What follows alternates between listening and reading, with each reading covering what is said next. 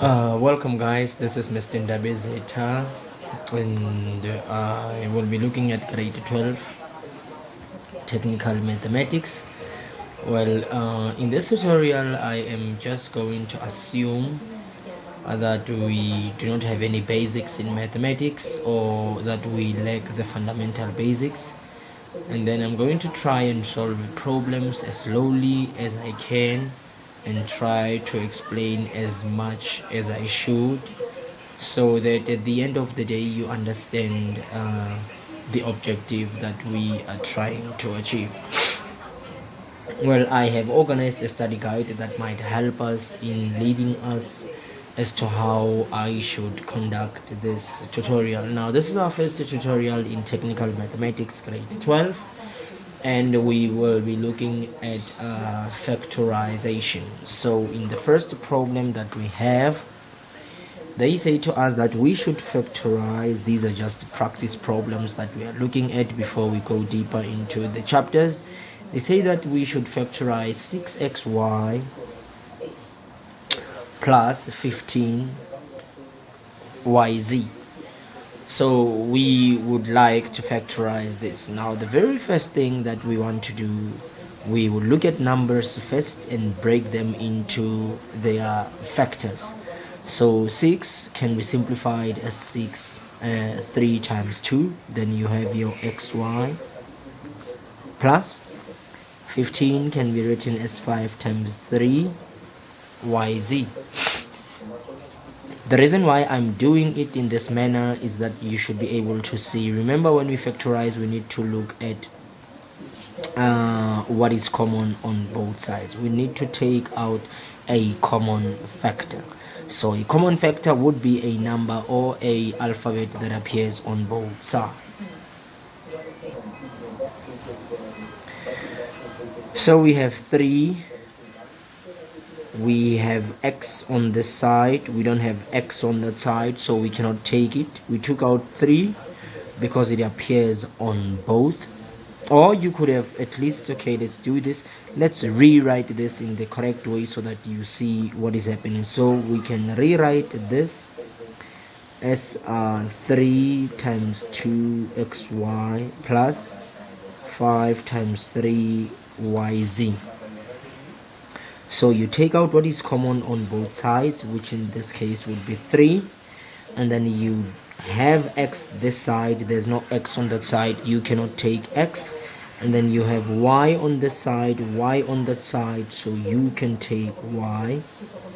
There it is, so it is 3y, nothing common from except those ones. Then you make an open bracket, then you say to yourself, on this side I took out 3 and y, so what is left is only 2x. So you write your 2x, you are done on this side. You write your addition sign. On this side you took out 3 and y, so what is left is only 5 and z. So you write your 5z. So this becomes your final answer because you cannot simplify it any further. So this is what we call factorization. It is a very useful way of factorizing a problem like this one, and this is going to be very helpful as we continue with exam related questions. So in number 2, they say that we should factorize an x squared plus 10x plus 25.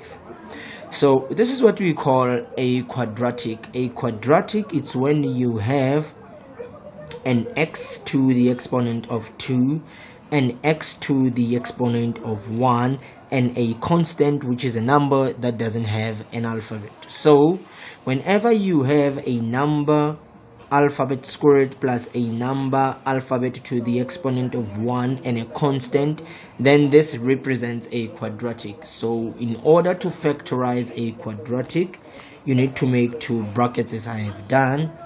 You have your x squared, you have to write your x and your x. Reason being, when you multiply numbers of the same basis, remember there are 1 exponents there, you just add the exponents to get that 2.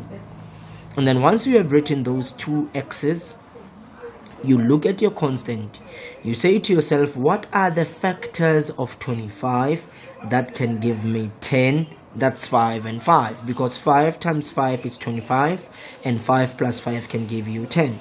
So you write your 5, because they are the same numbers, it doesn't matter on which side you write them. So once you have done that, you say because there's a positive here and a positive there, therefore whatever that is inside of these brackets has to be positive. You only do that if there's a positive here and a positive there. So there has to be a positive on this bracket and a positive also on that bracket. But remember, this can be simplified further. Now remember, you have an exponent of 1 and an exponent of 1 there. You know that when you multiply numbers of the same basis, you just have to add the exponent. So you write only one base. You have two bases, but you only write one base, which is x plus 5. This is what we call the base. Then you add the exponent. 1 plus 1 is 2. So x squared plus 10x plus of 25, it's factorized as x plus 5 close brackets to the exponent of 2. So this is very, very important that we factorize in this way. So you can leave it here or there, you won't encounter any problems.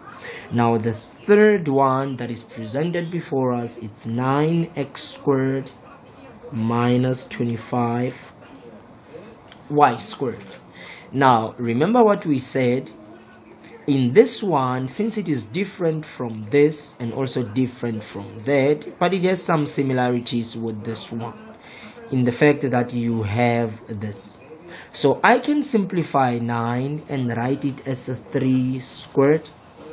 I still have my x squared minus 25 can be written as 5 squared, my y squared. Why am I writing it in this way? Is because this variable is a squared, so I have to write this number as a squared number also. This variable is a squared, so I have to write this 25 as a squared number also. Then from there you say to yourself, because there's a subtraction, because there is a subtraction, and you have 3 squared x squared, 5 squared y squared, this represents a perfect square. So that is to tell you that you should create two brackets like this, and then you have your 3 squared, write 1 3 1 3, so that when you multiply you add, it will give you 3 to exponent of 2. You have your x squared, write your x and your x here. Right, you have your 5 squared, write 1 5 here and 1 5 there. You have your y squared, write 1 y and 1 y there. Now remember what a difference of two squares is.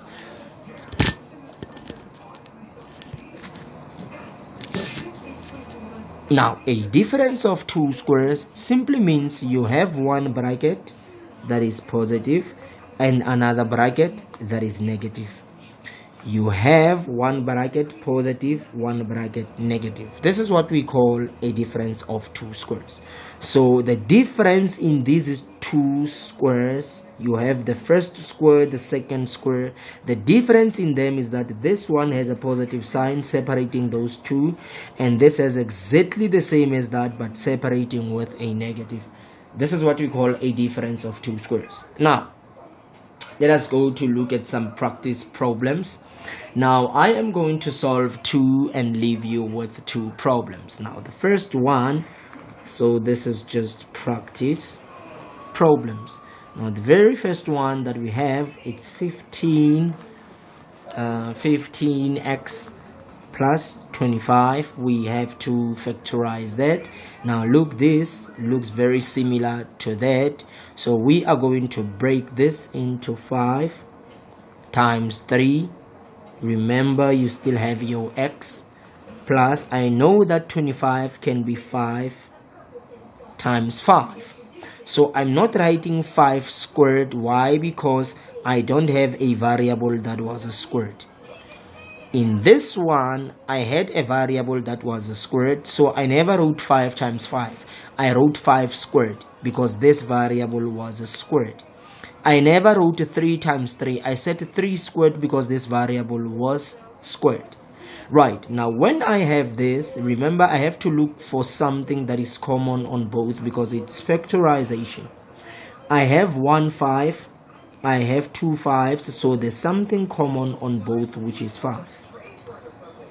And that's it. I cannot take x, it is not on that side also, it doesn't appear on this side. Then immediately you make a bracket, you say to yourself, I have taken out 5 from this, what is left? It's 3x, just as we did in the first one.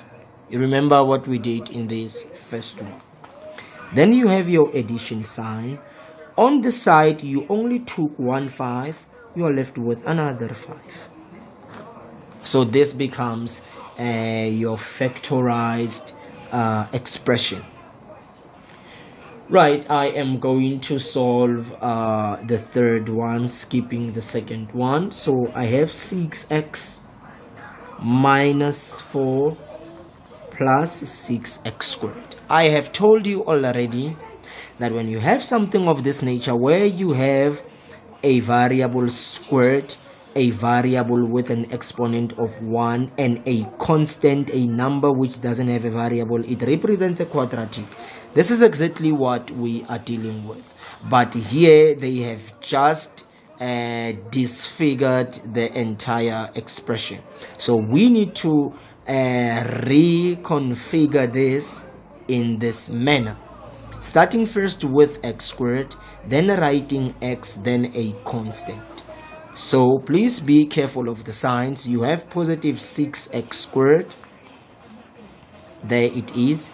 You have positive 6x, and you have a negative 4.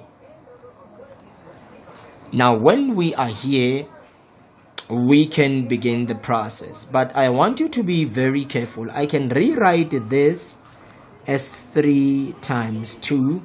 I cannot write this as a squared number because this is squared. I cannot write this as a squared number. It is impossible. The only factors that 6 has is 6 and 1 and 3 and 2. I cannot write it as a squared number. Please be careful. I cannot write 6 as a squared number. So you have your x squared plus, I can write this as 3 times 2, then write your x, then write your minus 4. Then from here, write 4 as 2 times 2. Please, let's write it as 2 times 2. Remember what we are trying to achieve. We are trying to look for something that is common here, common there, and also common on that side. So I have a 2 on this side, a 2 on this side, and also a 2 on that side. So I can take out that 2. And then immediately you make a bracket because that is the only common factor in all of these 3. Right, now I took out 2 from this. I'm left with 3x squared. Addition sign. I took out 2 from this, I'm left with 3x. Subtraction sign. I took out 1, 2, I'm left with only 1. And this is my factorized problem. Very, very important that we understand that. Right, I'm going to solve the last one. Okay, how many have I solved? 2. And then I said I'm going to leave 2 for you. So please try and do the following.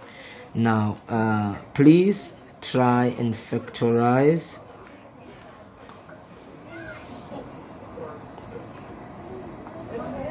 Please try and factorize the second one, which is 3x squared minus 9. And the fourth one, which is 7x squared minus 28. Just to check whether you have understood exactly what is happening. Now that we are done with that, let's now go to the second one, the second topic, which is quadratic formulas. When and why do we have to use quadratic formulas? And then let's see how that would work out for us. Right, They say in this problem, solve for x using a quadratic formula. So they are very specific that you should use a quadratic formula, and then you have to factorize. We have to factorize x squared minus 2x minus 5 equals 0. So this is an equation because you have an equal sign. It's an equation. Equation simply means that the left side has to be equals to the right side once you have identified what the variable is equals to.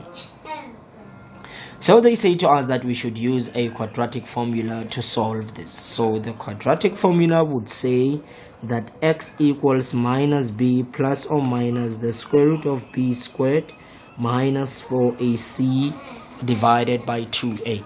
And from the quadratic formula, we need to know from the equation that is provided to us which is the value of a, which is the value of b, and which is the value of c. So here we have a coefficient of x squared, which is 1. If it is not written, always know that the value here is 1. The value there was also 1, and the value here is a 6. So a is a 6, b is a 6, and c is minus 4. So when we are here, I know that the coefficient, which is a number or an alphabet that is closer to x squared, is 1. So that is the coefficient of x squared, which is the value of a. The coefficient of x, which is the value closer to x, is negative 2, which that becomes your b. And a number that doesn't have a variable is always and always your c, which is minus 5. So you are going to plug those values in the quadratic equation. So you have x minus, which is from the original formula, but what is the value of b? Your b is negative 2 plus or minus the square root of b, which we said it's negative 2, but it has to be squared, minus a 4, which is from the formula, into your a. We said our a is 1. C, we said our c is minus 5. Please ensure that they all fit into the square root, divided by 2 into a, which is 1. And then from here you just go to your quadratic equation, or your quadratic you just go to your calculator, and then you try in and plug the values as they are, and then you just get the answer. So you would have 2 plus the square root of that squared minus 4 into your a, which is 1, into your c, which is minus 5, divided by 2 into a, which is 1. And you would find your answer. Remember, they said correct to 2 decimal places. This is 3.45. If I use first a positive, then I go to a calculator and now replace positive with a negative. So I just go to my calculator and I replace with a negative, and I get a value of, this is right, the first x. Now the second one would be negative 1.45. So what does that mean? Those are just the values of x. So we have used a quadratic formula in order to find that, and we normally use the quadratic equation if you cannot factorize. So this formula was derived as a reason for solving for x which you cannot factorize. So if you cannot factorize an equation in order to find the values of x, then a quadratic equation can be used. Now normally in the exam, or in most of the time, they would be very specific as to say use a quadratic formula. Sometimes they will not say it. You just have to see if it is applicable or if it is not. So they do not always specify whether you must use it or not. You just have to check. If you try to factorize and it doesn't factorize, then you know a quadratic formula has to be employed. Right, the second one we have, let me just check very quickly. The second one we have correct to 2 decimal places, and we are given x squared plus 4x minus 14 equals 7. So we have x squared plus 4x minus 14 equals 7. Now before we can use the quadratic formula, we have to simplify what we have. So taking this number to that side, grouping the like terms, it is a number with no alphabet, and it's also a number with no alphabet, so it has to go to that side. So I have my x squared plus my 4x minus my 14. When this 7, which is positive, goes to the other side of the equal sign, it becomes negative. And what is left, because you have taken this one to that side, you just say you are left with a 0. Now try to simplify here because they are like terms. So you would get x squared plus 4x minus, what is minus 14 minus 7? That should give you minus 21. That is equals to 0. And then from there you use a quadratic formula, because now you have x squared, x and a constant. So you say x equals minus b plus or minus the square root of b squared minus 4ac divided by 2a. Now you know that your b, it's 4, so you have a minus from the formula, but your b, it's positive 4 plus or minus 4 squared minus 4. Your a is 1 and your c, it's negative 21. All be divided by 2 into a, and your a is 1. And then you just go to your quadratic formula and you just substitute. Then you would have negative 4 plus the square root of 4 squared minus 4 into a, which is 1. Your c, it's negative 21 divided by 2, and your a is 1.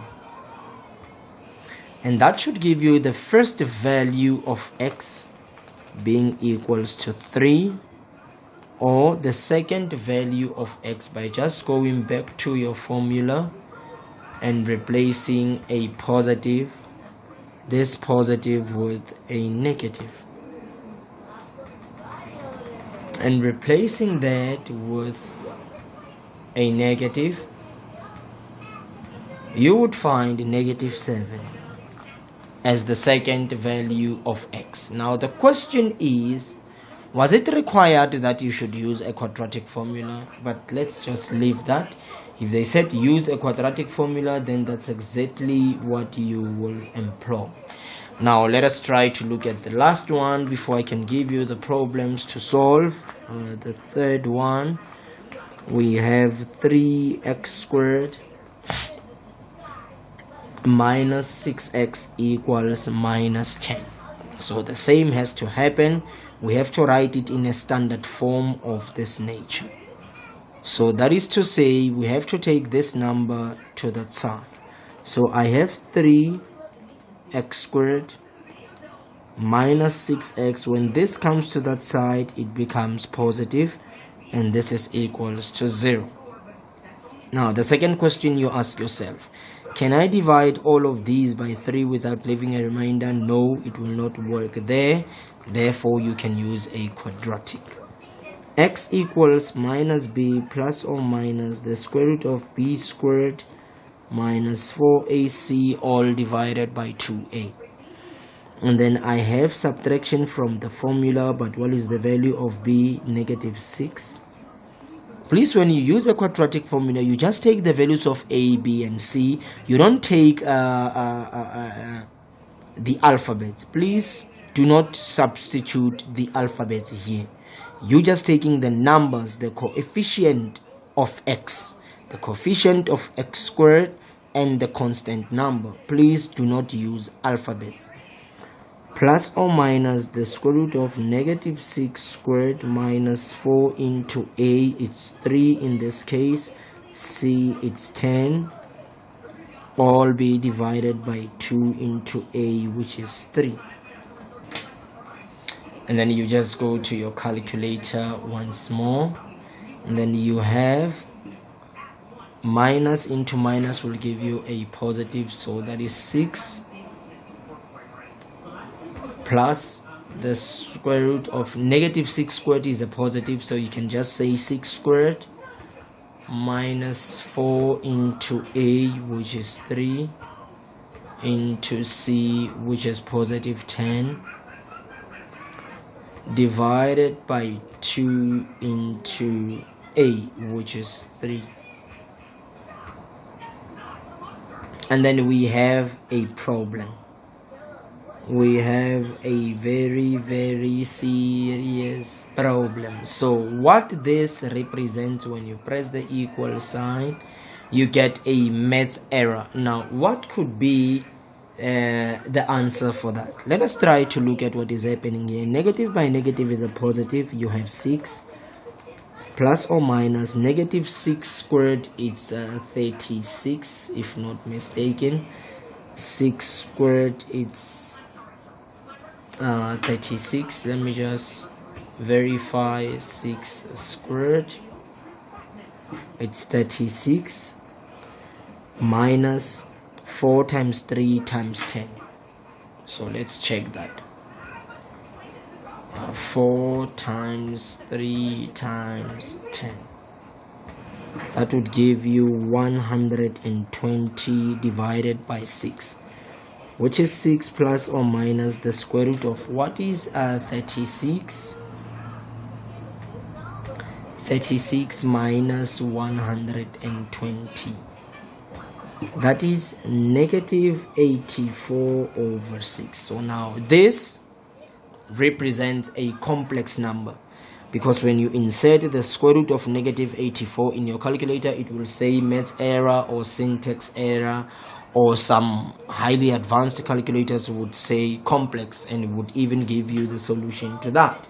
So we are exactly going to employ the same thing. So we are going to say, because this is grade 12 technical mathematics, we will assume that you have already dealt with complex numbers. So we are going to rewrite this in what way? So I'm going to say 6 plus or minus, then this is the same as the square root of 81 times the square root of negative 1. I know the square root of 81 times the square root of negative 1 would give me the square root of negative 84.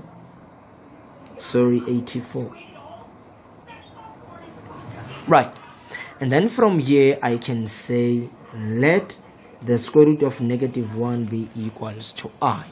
So I would say 6 plus or minus the square root of 84I all over 6. This is very important.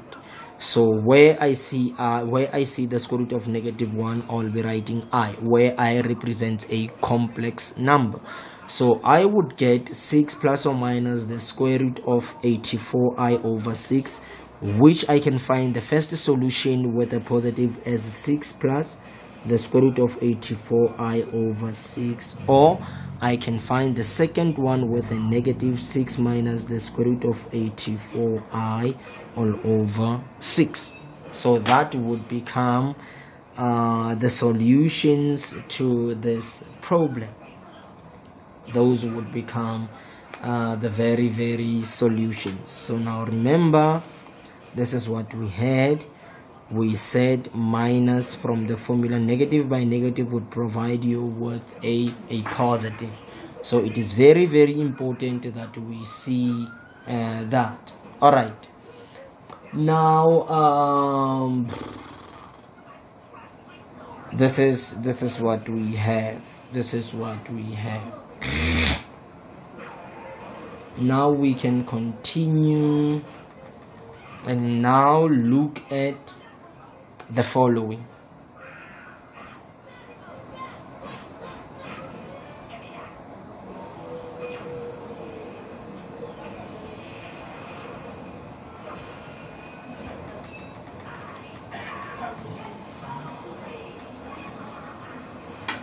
Now let us go and look at linear inequalities. Let's look at linear inequalities and see what we can do. So solve for x in the following.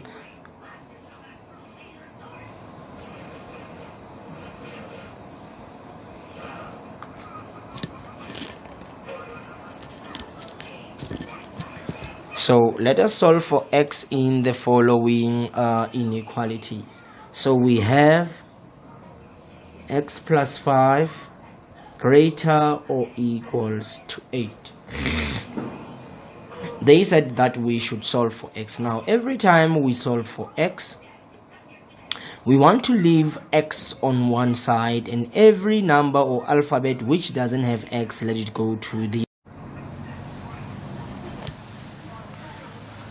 right. So I can leave x on this side greater or equals to 8.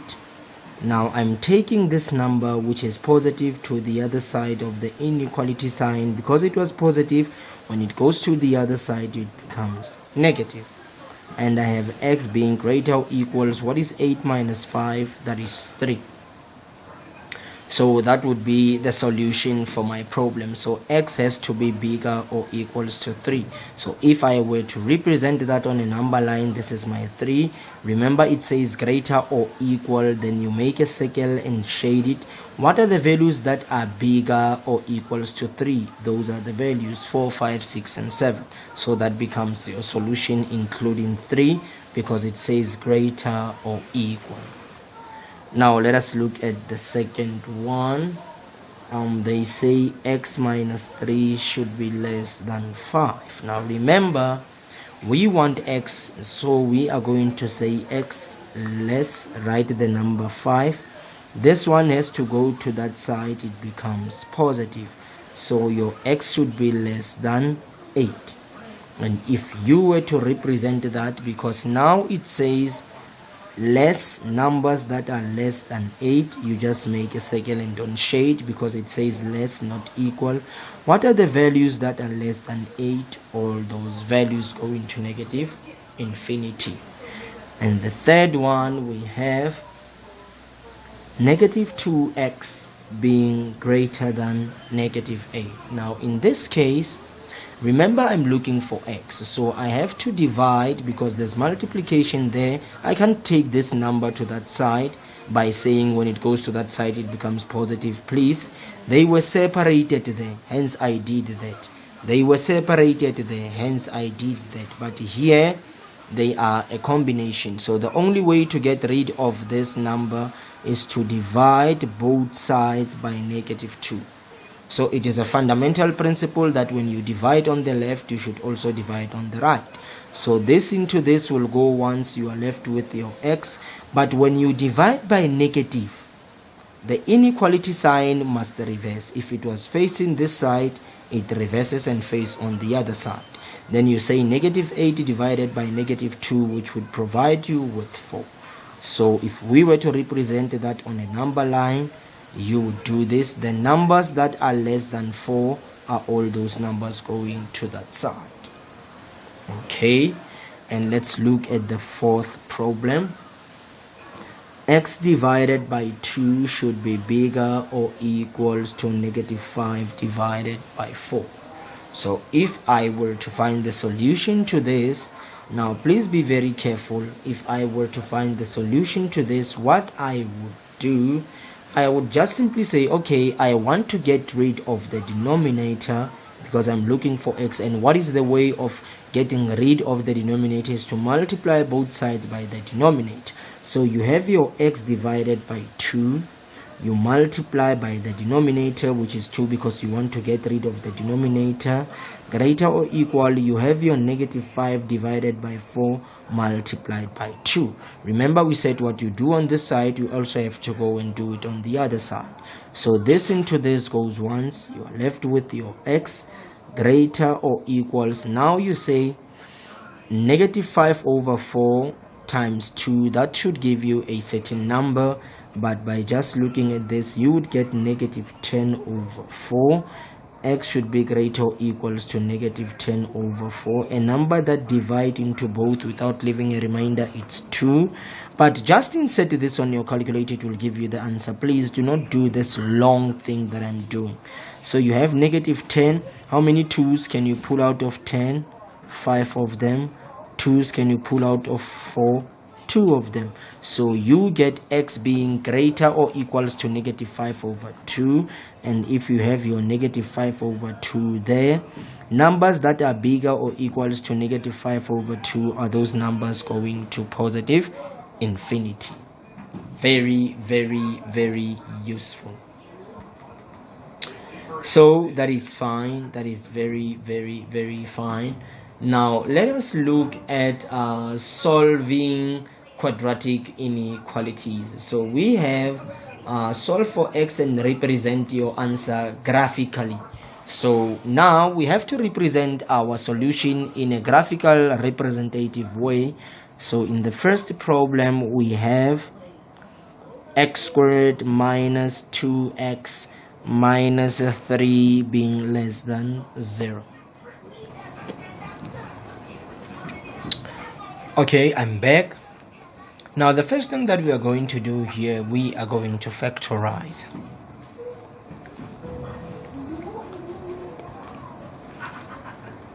Because they said we should represent our solution graphically. So x squared, you write your x and your x. Remember, the factors of 3 that can give you 2, it's 3 and 1. The bigger number 3 takes the sign of the middle term. When you multiply them, you should get negative 3, so this has to be positive. So that negative 3 times 1 is negative 3, and minus 3 plus 1 is minus 2. Then you have your critical values. The critical values, you equate these two brackets to 0. So x minus 3 equals to 0. What is inside of the bracket? Or x plus 1 equals to 0, x equals 3, or x equals minus 1. This becomes your critical values. Then from there, you do this. You write your negative 1, always a negative number and a positive number. Then you say to yourself, this number goes to negative infinity, so you have negative infinities to minus 1. Here in between you have minus 1 and 3, and then this number goes to positive infinity. 3 is to positive infinity.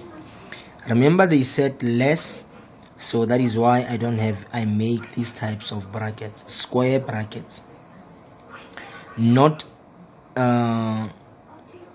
I just make these open brackets, not square brackets. But if we encounter a problem that requires those ones, I'll show you how to do it. So when we are here, we can just go and say, all right, draw up a table. The first thing that you do, you take these in a table. So you would have, for example, negative infinities to minus 1, which is the first one. Then you would have minus 1 is to 3, and you would have 3 is to positive infinity. Right, let me do this.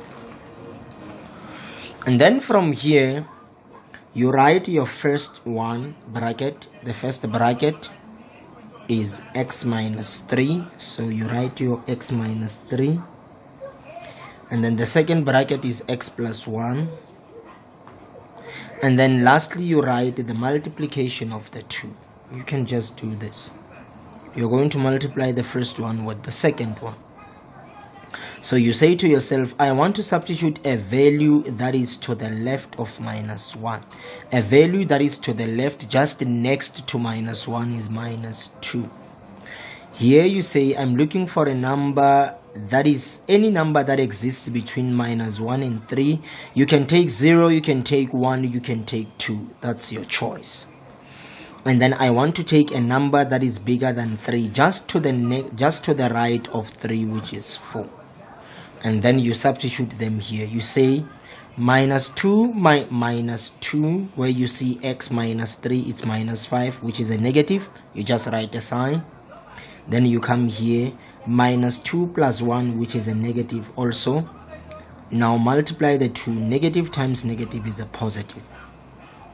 You come to this one, substitute 2. 2 minus 3 is minus. 2 plus 1 is a positive. Negative by positive is a negative. Then you substitute 4.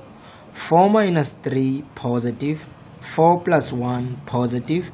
Positive by positive, positive.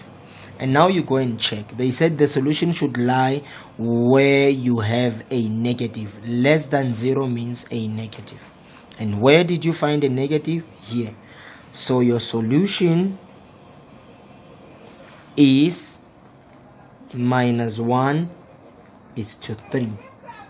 This becomes your solution. Or when they say to you less, you just say, you place your x here and then you just do this. Then you place a negative 1, then you place a positive 1. If they say less, very, very important. So we have represented our solution here.